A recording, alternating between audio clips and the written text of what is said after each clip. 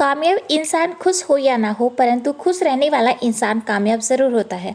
Hello दोस्तों, मैं हूं आरती सिंह और आप सभी का स्वागत है आपके अपने यूट्यूब चैनल केटरवा आरती सिंह पर।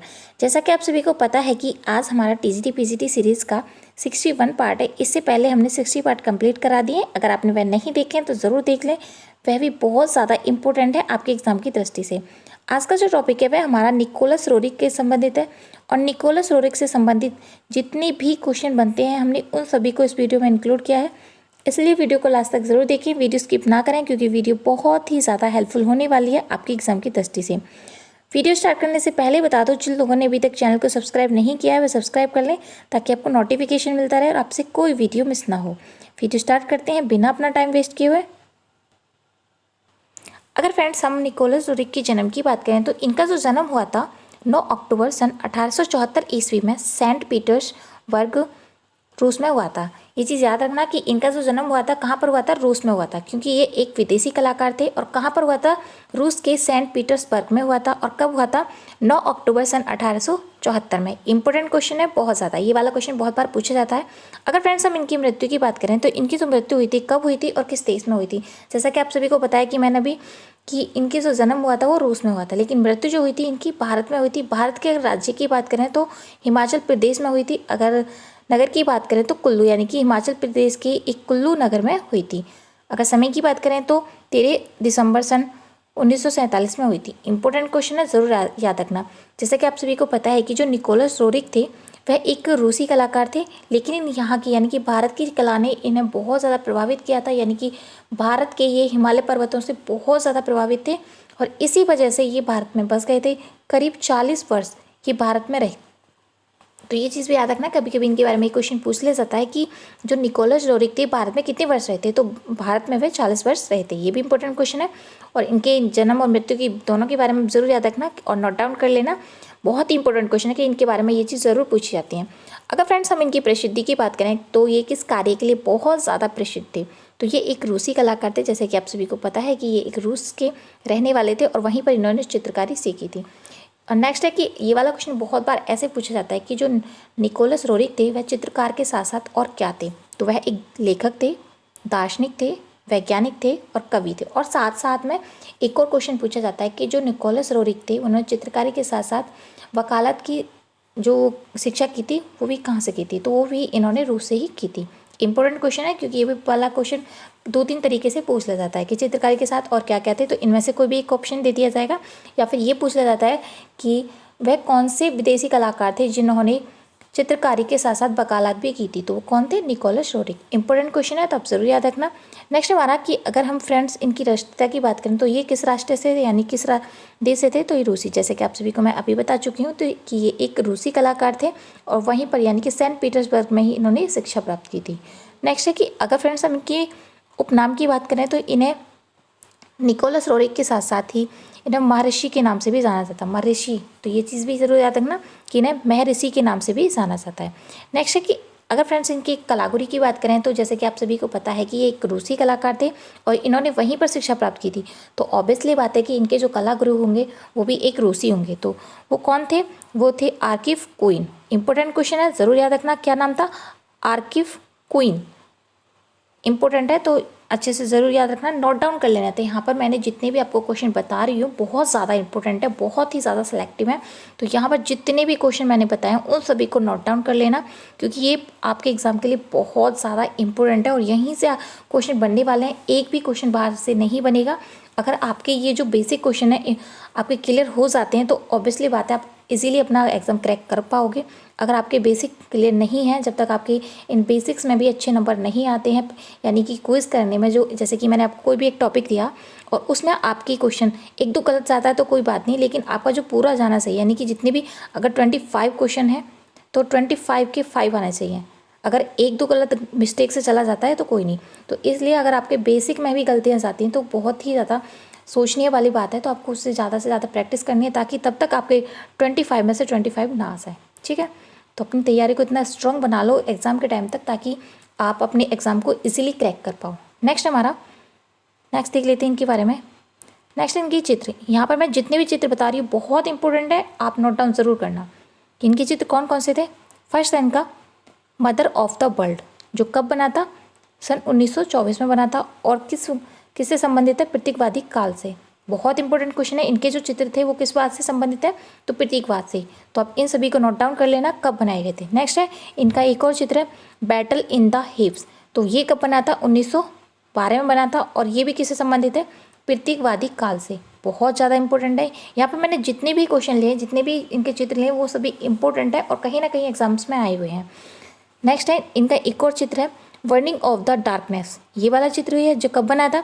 1924 में। इनके ज़्यादातर जितने भी 1924 में बने उन्हें एक जगह लिख के आप नोट डाउन कर लेना, तो आपको इजीली याद रहे कि कौन सा चित्र कब कब बना था। नेक्स्ट है pair of searching. Pair of searching भी जो चित्र बनाया है वो भी इनके द्वारा बनाया गया है और वह भी 1924 में बनाया। और कैसा, किस काल में बना हुआ है? एक प्रतीकवादी काल में बना हुआ है। बहुत इंपॉर्टेंट क्वेश्चन है ये भी। नेक्स्ट है कि ड्राफ्ट्स ऑफ द लाइफ। ये चित्र जो बनाया गया है ये भी निकोलस रोरिक के द्वारा ही बनाया गया था। कब बनाया गया था? 1924 में बनाया गया। यह भी एक प्रतीकवादी चित्र है। तो बहुत ज़्यादा इंपॉर्टेंट है, इन सभी को आप नोट डाउन कर लेना। मैं आपको बार बार बोल रही हूँ कि मैंने ज़्यादा चीज़ें ऐड नहीं की हैं। जो चीज़ें सेलेक्टिव हैं, इंपॉर्टेंट है और ज़्यादा चीज़ें आती हैं, पूछी जाती हैं, सिर्फ उन्हीं चीज़ों को ऐड किया है। नेक्स्ट देख लेते हैं। नेक्स्ट है हमारा कि ये वाला क्वेश्चन बहुत बार पूछा जाता है कि जो निकोलस रोरिक थे उनका जो पूरा नाम था वो क्या था। तो उनके बारे में जान लेते हैं। इनका पूरा जो नाम है वो है निकोलाई कोमेटेट नोविच गारिक। इंपॉर्टेंट क्वेश्चन है। ये वाला क्वेश्चन भी बहुत बार पूछा गया है और पूछा भी जा सकता है। तो यहाँ पर जितनी क्वेश्चन है उन सभी को आप ऐड कर लेना ताकि आपका कोई भी क्वेश्चन ना छूटे। नेक्स्ट है हमारा कि किस विदेशी चित्रकार ने हिमालय की कुल्लू घाटी से प्रभावित होकर उसका चित्रण किया था। तो वो कौन थे? Nicholas Roerich. तो इन्हें एक नाम से भी जाना जाता है, इन्हें माउंटेन ऑफ द रॉक के नाम से भी जाना जाता है। आपसे अगर ये पूछा जाता है कि वे कौन से कलाकार हैं जिन्हें माउंटेन ऑफ रोरिक के नाम से पुकारा जाता है, तो ऑब्वियसली बात है कि इनके पीछे रोरिक लगा हुआ है तो इनका नाम भी निकोलस रोरिक है। तो आप इजीली पहचान सकते हो। तो ये भी चीज़ याद रखना। मैं इनके बारे में एक चीज़ बता दूं कि ये रूसी कलाकार हैं, जैसे कि आपको मैं पहले बता चुकी हूँ। और ये भारतीय प्रकृति यानी कि हिमालय जो है उससे बहुत ज़्यादा प्रभावित हुए थे। हिमालय की जो जितनी खूबसूरती थी, जो बर्फ़ पड़ती है, उससे बहुत ज़्यादा प्रभावित थे और इसी वजह से वे यहाँ पर आके बस गए और करीब 40 वर्ष ये यहीं पर रहे थे। और यहाँ पर रहकर इन्होंने भारत की जो प्रकृति थी, जो प्रकृति का चित्रण किया था बहुत खूबसूरती के साथ। और इसी वजह से बहुत ज़्यादा फेमस हुए थे और संस्कृति से अधिक बहुत ज़्यादा प्रभावित थे। इंपॉर्टेंट क्वेश्चन है, ये पूछा जा सकता है कि ये किस देश की प्रकृति से बहुत ज़्यादा प्रभावित हुए थे। तो ये भारत की प्रकृति यानी कि जो माउंटेन से उनसे बहुत ज़्यादा प्रभावित हुए थे। और हिमालय की विभिन्न छवियों के इन्होंने चित्रण किए थे, यानी कि हिमालय है उनके अलग अलग तरीके से चित्रण किए थे। और एक और चीज़ है कि इनका जो प्रमुख कलर रहा था, पसंदीदा का जो कलर था वो कौन सा था? तो वो नीला था। ऑब्वियसली बात है, जब ये किसी भी पहाड़ी वगैरह का वो करेंगे तो उसमें ब्लू कलर का प्रयोग होता है और इन्हें बहुत ज़्यादा पसंद था ये चीज़। ये भी चीज़ याद रखना। नेक्स्ट है इनका कि अगर फ्रेंड्स आपसे पूछा जाता है कि 1897 में किस चित्रकार को कलाकार की उपाधि से सम्मानित किया गया था, तो ये चीज़ याद रखना। कलाकार की उपाधियों से बहुत कलाकारों को उपाधि दी गई थी, लेकिन ये वाला क्वेश्चन अगर आपसे ऐसे पूछा जाता है, सन दिया जाता है, तो ये चीज़ याद रखना कि कब दी गई थी? 1897 में दी गई थी। किसको? निकोलस रोरिक को। इंपॉर्टेंट क्वेश्चन है, ये भी चीज़ याद रखना। नेक्स्ट हमारा कि अगर फ्रेंड्स आपसे पूछा जाता है कि किस कलाकार ने चित्रकारी के साथ साथ वकालत, ये चीज़ जैसे कि मैंने आपको पहले ही बताई थी कि वकालत की पढ़ाई भी की थी, तो वो कौन थे? Nicholas Roerich. यानी कि इन्होंने चित्रकारी तो की ही थी, साथ में ही इन्होंने वकालत की भी तैयारी की थी। इंपॉर्टेंट क्वेश्चन है। नेक्स्ट हमारा निकोलस रोरिक के चित्रण का जो प्रिय माध्यम था वो क्या था? तो इनका जो कार्य करते थे वो जल रंग से करते थे। ये भी चीज़ याद रखना क्योंकि माध्यम बहुत ज़्यादा पूछे जाते हैं। नेक्स्ट हमारा, जैसे कि मैंने आपको पहले ही बताया था कि mountain of the master of the mountains के नाम से किस कलाकार को जाना जाता है? इन्हें दो चीज़ों से जाना जाता है। इन्हें एक कलाकार की उपाधि जो दी गई थी 1897 में दी गई थी, और इन्हें माउंटेन ऑफ द रोरिक के नाम से भी जाना जाता है और मास्टर ऑफ द माउंटेन के नाम से भी जाना जाता है, क्योंकि इन्होंने ज़्यादा से ज़्यादा अपनी लाइफ में जो चित्रण किया था वो भारत के हिमालय के जितने भी पहाड़ हैं, हिमालय साइड से जितने भी पहाड़ी इलाके हैं उनको बहुत ज़्यादा चित्रण किया था, यानी कि हिमाचल प्रदेश की कुल्लू घाटियों का। तो वो कौन थे? Nicholas Roerich. नेक्स्ट हमारा, जैसे कि मैं आपको पहले बता चुकी हूँ कि निकोलस रोरिक ने किससे चित्रकला सीखी थी, तो ये ऑब्वियसली बात है कि जब ये एक रूसी कलाकार थे तो इनका जो लालन पालन हुआ था वहीं पर हुआ था, पालन पोषण जितना भी हुआ था वो कहाँ पर हुआ था? रूस में ही हुआ था। और इन्होंने जो शिक्षा प्राप्त की होगी तो वह भी रूस से की होगी। और जो रूसी जो कलाकार थे वो कौन थे, ये भी चीज़ मैं आपको पहले बता चुकी हूँ। तो वो कौन थे? आर्किफ कोइन। इंपॉर्टेंट क्वेश्चन है, तो चीज़ भी याद रखना। नेक्स्ट हमारा कि अगर फ्रेंड्स आपसे पूछा जाता है कि जो रोरिक संग्रहालय है जिसकी जो स्थापना हुई थी 1923 में कहाँ पर स्थित है, तो ये जो है कहाँ पर है, न्यूयॉर्क और अमेरिका में। इंपॉर्टेंट क्वेश्चन है, ये भी चीज़ याद रखना। नेक्स्ट हमारा निकोलस रोरिक किस प्रसिद्ध अभिनेत्री के पति थे, तो जो निकोलस रोरिक थे वो थे देविका रानी रोरिक। और जो देविका रानी रोरिक थी वो कौन थी, तो ये दादा साहेब फाल्के पुरस्कार पाने वाली पहली महिला थी और हमारे देश की पहली प्रथम महिला कलाकार थी, महिला जो अभिनेत्री थी वो थी। तो इम्पोर्टेंट क्वेश्चन है, ये चीज़ याद रखना। और इनको यानी कि देविका रानी रोरिक को जो दादा साहेब फाल्के पुरस्कार मिला था वो पहला पुरस्कार मिला था, ये भी चीज़ याद रखना।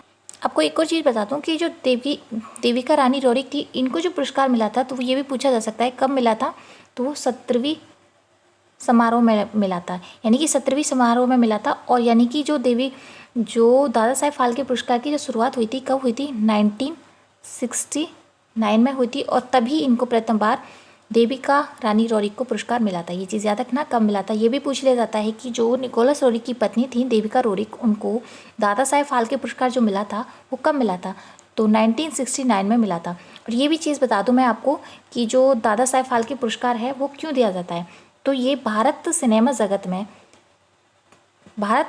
जगत में जो कोई विशेष कार्य करता है और उसकी उपलब्धि के लिए ये पुरस्कार दिया जाता है उसको सम्मानित करने के लिए। तो वो कौन थी, हमारी प्रथम जो अभिनेत्री रही थी वो देविका रोरिक थी। कब मिला था, 1969 में। इंपॉर्टेंट क्वेश्चन है। और कैवी थी वो 17वीं इनकी समारोह था, किसका, दादा साहेब फाल्के का, क्योंकि उन्हीं की ये जन्म जो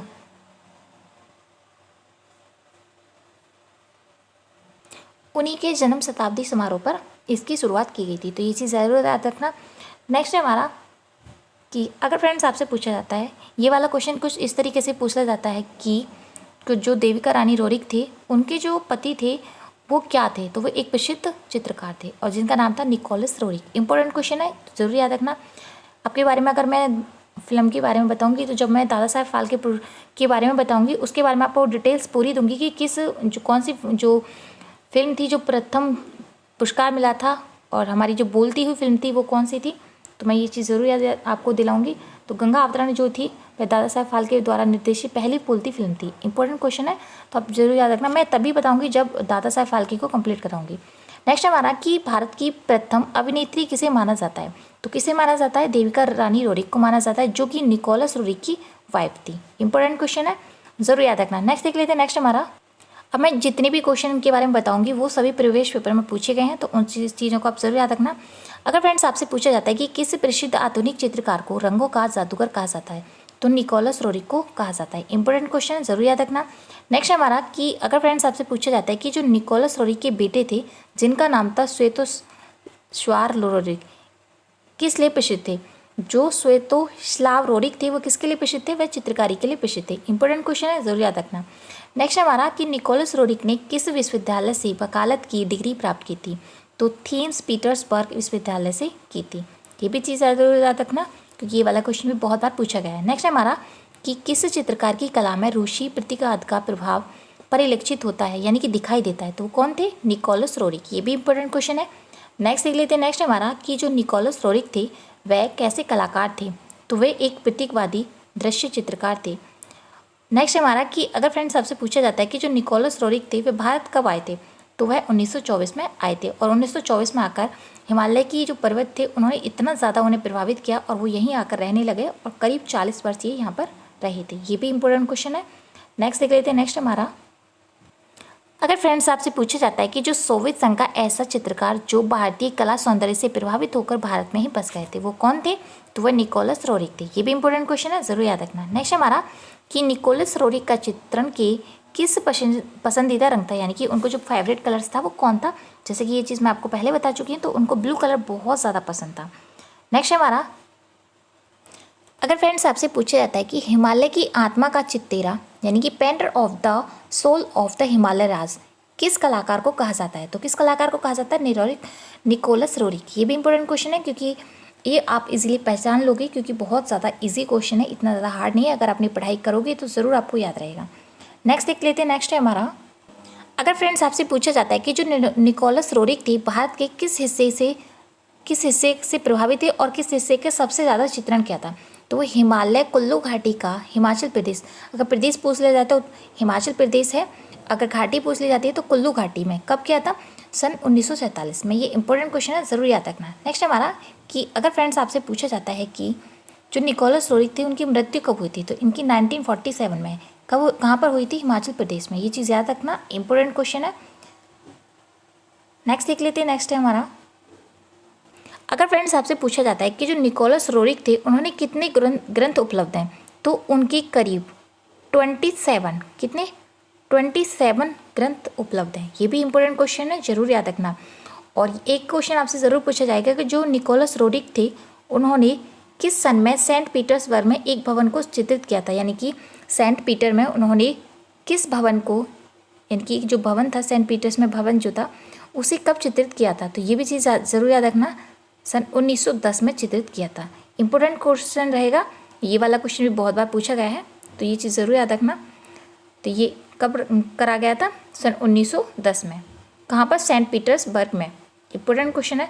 नेक्स्ट हमारा कि अगर फ्रेंड्स आपसे पूछा जाता है कि किस सन में न्यूयॉर्क में रोरिक संग्रहालय की स्थापना की थी, तो ये वाला क्वेश्चन मैं आपको पहले बता चुकी हूँ, कब की गई थी, तो 1923 में की गई थी। ये भी चीज़ याद रखना। और एक और चीज़ है कि जो निकोलस रोरिक थे वो भारत में कब आए थे, तो निकोलस रोरिक जो आए थे भारत में 1924 में आए थे, सॉरी सन 1928 में आए थे। ये भी चीज़ में याद रखना। और एक और चीज़ बता देती हूँ कि इनके निकोलस रोरिक के सम्मान में अमेरिका में सन 1929 में 29 मंजिल यानी कि 29 मंजिल का एक भवन निर्माण किया गया है। तो ये चीज़ याद रखना, कभी कभी आपसे ऐसे पूछ लिया जाएगा कि किस कलाकार के सम्मान में सन 1929 में अमेरिका में एक 29 मंजिला भवन का निर्माण किया गया, तो वो कौन है, निकोलस रोरिक है। ये भी इंपॉर्टेंट क्वेश्चन है। और ये चीज़ मैं आपको पहले बता चुकी हूँ, जो निकोलस रोरिक थे वो भारत में करीब 40 वर्ष रहे थे। ये भी चीज़ याद रखना। और आपसे एक और क्वेश्चन पूछ लिया जाएगा कि निकोलस रोरिक के जो चित्रों पर किस धर्म से, किस वो भगवान से संबंधित उनका प्रभाव पड़ा था, यानी कि किस भगवान का प्रभाव दिखाई देता है उनके चित्रों में, तो उनके चित्रों में दिखाई देता है राम, कृष्ण, परमहंस। ये भी चीज़ याद रखना, कभी कभी आपसे पूछ लिया जाएगा, तो मैं बेसिक नॉलेज के लिए आपको ये बता रही हूँ, अगर पूछा जाता है तो ये चीज़ याद रखना। आज का जो वीडियो है हमारा यहीं समाप्त होता है। अगर आपको वीडियो पसंद आया है तो कमेंट बॉक्स में कमेंट करके ज़रूर बताएं कि वीडियो कैसा लगा। Thank you for watching this video. मिलते हैं नेक्स्ट वीडियो में, तब तक के लिए bye bye and thank you so much.